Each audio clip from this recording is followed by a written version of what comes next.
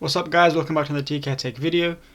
With the recent release of Samsung's Galaxy Watch and not too long ago Apple's Apple Watch, these things can cost £400, which is over $500. So there are bound to be loads of people out there who are looking for a smartwatch much cheaper than this. So I decided to go to the other end of the spectrum and try to find the cheapest but yet still usable smartwatch. So to do this, obviously I had to go on to Wish, and this is probably one of the best products that I could find on there. So let's get into it.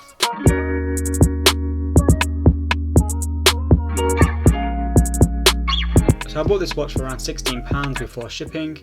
Unlike the Samsung Galaxy Buds Plus that I reviewed not too long ago, link in the description below by the way, these are not trying to obviously be a clone of any kind. There's no Samsung branding, it's just a generic box, white generic box, it just says ultra thin body on it. It's not obviously or indiscreetly trying to be a clone or a fake of a particular brand. So let's just have a quick look at what it says on the box. Here we have some of the colours that it comes in. Pink, blue, black and white. So here are some of the features that it has: sports mode, heart rate monitor, blood oxygen monitor, pedometer, sleep monitor, blood pressure. That is not likely going to work. It takes very fine calibration. Samsung only brought it with its most recent Galaxy Watch, and even then you have to calibrate it with an actual blood pressure monitor first. Here it has the application that compares with it. So there's the QR code. I'll scan that and download it in a bit. The packaging is unremarkable. It doesn't even come sealed. It literally just comes like this. So this is the watch. So they do have a point. It is actually very thin. I'm actually impressed with the way it looks. It doesn't look bad at all. The straps are rubber. They don't feel very good quality, but I wasn't expecting any better. Let's just look at the charger before we go into the watch. So I was expecting it to have a magnetic charger. It doesn't seem like it does. I don't think magnets cost that much, so they probably could have put it in, but this seems to work essentially by some kind of clasp. So you put it in, I think like that, yeah, and then you just clasp it in order to hold it in place. So it's not the best looking kind of charger, probably not the most convenient to use either. Okay, so I've downloaded the application. This is it right here. I've paired it up with the watch. I'm just going to turn the watch on. Now it doesn't have that many watch faces, so if you go to watch faces, you do only get these three listed here. So you can have this green one that I was using, that one there, you can have the white one, which is like that, and you can have this yellow one here. This is running its own OS. You're not able to download any third-party applications or anything like that on it. Whatever you have on this watch is what you have on the watch. There's no option to uninstall or download applications. With regards to the screen quality though, it's obviously not an AMOLED display. You don't get those deep blacks like you do on an AMOLED display, and you actually can see the LCD outline. It's also not a very high resolution, so you can also see the pixels if you look too closely.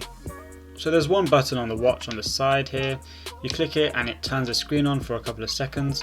Now I was kind of fooled in that, thinking that this was a touchscreen display. The actual display isn't touchscreen, so you can't control it with your finger. There's a touch capacitive area just underneath the display in this bottom part here. So you actually have to click that in order to swipe through. So you can only go in one direction. If you've missed something, you can't go back up, you have to cycle through the whole thing again. So let's just look at the features. So first thing we have is the steps, the pedometer, quite a useful feature, quite simple to do. The next one is the sleep monitor. Before that, I do just want to point out that all your data here syncs up to your phone. So as you can see, we have the steps, we have the sleep monitor. Here it just gives you sleep data, so you can learn about your sleep quality, how often you're waking up and stuff like that. What I do like about the application, that it does give you a bit of information, about how it monitors your sleep and what's considered to be good quality or bad quality sleep, and it should give you a nice graph here as you progress throughout the week. The next one is the heart rate. Also, you can control it from your phone, so if I click on heart rate and click on measure, it will start measuring, as you can see. What I will do though is compare it to the heart rate monitor on my phone. This way I can see how reliable this watch is, because I know that the one on my Galaxy Note is quite reliable. So I'm just going to start recording on both. So as you can see, the results are quite similar. On my watch I got 87 beats per minute, or 88 now actually. And on my phone it's also showing up as 88. Now it is quite high. I'd just gone for a run before shooting this video, but the point is that they are the same, or at least similar. So the heart rate monitor does seem to work, and it does seem to be reliable on this watch. Now there's also a setting for blood pressure, but like I said, it is not at all easy to measure your blood pressure with a wrist device. We can test the blood oxygen monitor though. So if I try it on my phone and I try it on my watch, my phone came out at 97% and my watch was 98. So again, quite similar. So it's good to see that a watch this cheap can actually have reliable results in your blood oxygen monitoring and your heart rate monitoring. So I just want to touch upon another feature that it has. It has this sports menu. For long press, I can go into it, and here you can choose between the different sports. You have walking, running, cycling, skipping, badminton, basketball, football or soccer, and then back. Long press to go back. So I'm guessing it adjusts the way it monitors, or maybe times for how long you've been playing these activities, and probably collects a bunch of data. Another useful feature is the weather. You can adjust the location in the app. So I think it's actually kind of useful, just be able to look at your watch and quickly check the weather at a glance. So it does have a messaging section. If you go into it, it will show you your different messages. What I was surprised is you can't actually reply to these messages, you can only read them. The same goes for phone calls. I tried this out earlier. If you get a phone call, you can only hang up. There's no speaker on this, so you can't take the call from it or anything like that. This is probably the biggest disadvantage of this watch. I was expecting to be able to take calls, to reply to messages on it. I don't really see the point of getting a message, getting a phone call, and not being able to reply to it. So it does have some other novelty kind of features to it. It has a shutter feature, so here you can essentially take pictures from your device that you've connected to remotely.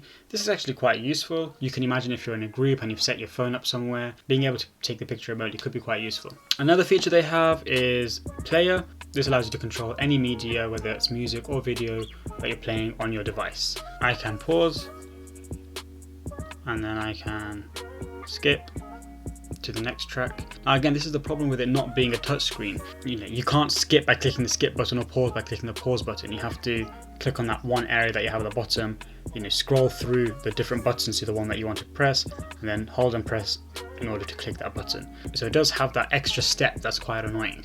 But it does work. I can imagine maybe you've set it up to a Bluetooth speaker and you just want to control the music from your watch because your phone's not with you. That can be quite useful as well. After this, it is the settings menu. Here you can have a stopwatch, for example. Start it, stop it, and then you can mute it. You can control the brightness, reset it, and then power off or go back. So let's go back. So that is, I think, pretty much all the features that this watch has. Like I said, it's not that feature packed. It literally only has 3 watch faces.